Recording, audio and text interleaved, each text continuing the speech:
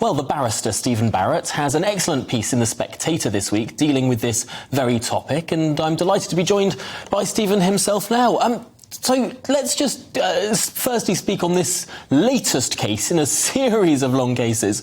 What was the Good Law Project trying to do? So effectively, they wanted to stop ministers from using WhatsApp.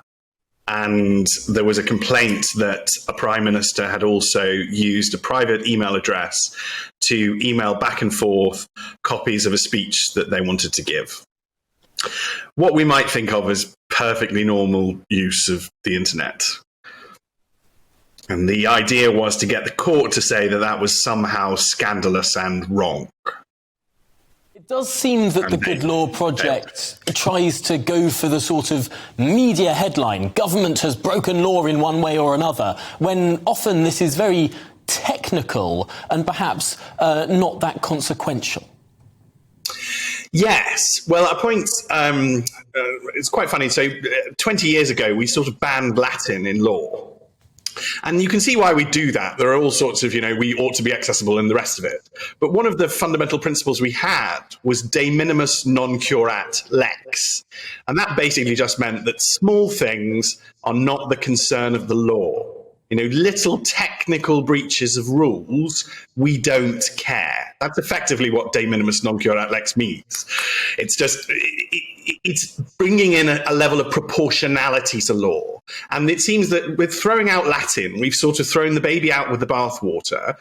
And society, the public, the non-lawyers, are being told that all sorts of rule breaches are phenomenally important and desperately exciting. And that's not true. And the pushback is starting, but it matters that people pay attention because, of course, this case, and this is a point I make in the article, merely by announcing that you're suing the government, you get an awful lot of attention. And nobody waits really until this point, the end point, when actually they lose.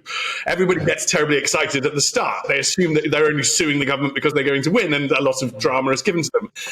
We all have a duty in our society to sort of calm down, let the court do its job, and wait until this point to see whether or not we get excited or not excited. We are moving towards... Briefly, if you will, Stephen Barrett, how did they lose? Why did the judges throw out this case? Well, so for a start, their arguments were quite eccentric. I mean, there is a duty on the government to preserve some records for the future so that the future historians can understand what was going on. But you don't have to preserve everything. And it's for, professionals to make the decision on what has to be preserved. As a minister walks around in a day, they might ask for a coffee to a minor aid. That's not going to be recorded. It doesn't need to go in the National Archives. So first of all, there was an attempt to blow up that rule that just protects future archives into something that it isn't. And then there was an attempt to argue that, there are policies and guidance, and policies and guidance must be binding as law.